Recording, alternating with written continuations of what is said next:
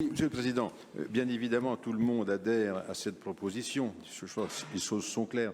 Moi, j'avais une petite question. Peut-être avais-je mal lu la première écriture qu'on a eue il y a quelques semaines. Dans la partie grand projet Côte d'Or, je m'aperçois que sont exclus la réhabilitation ou création de logements communaux. Vous savez que dans nos territoires, la difficulté qu'il y a pour les populations nouvelles est de trouver du logement locatif. Les bailleurs sociaux ne peuvent pas y intervenir, les bailleurs privés non plus parce que la rentabilité n'existe pas. Et en matière de financement de logements communaux, vous vous souvenez sans doute que dans un passé assez éloigné, peut-être maintenant, puisque nous sommes tous les deux là depuis un certain nombre d'années, le département aidait avec l'organisme d'État, les Palulos, les aménagements de logements dans ce sens.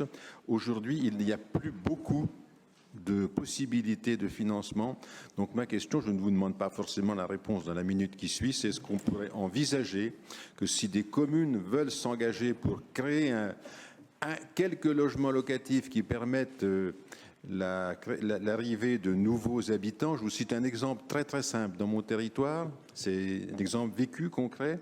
Le distributeur d'eau local a recruté de nouveaux employés qui n'ont pas pu trouver de logement sur le territoire et qui sont allés habiter à Autun.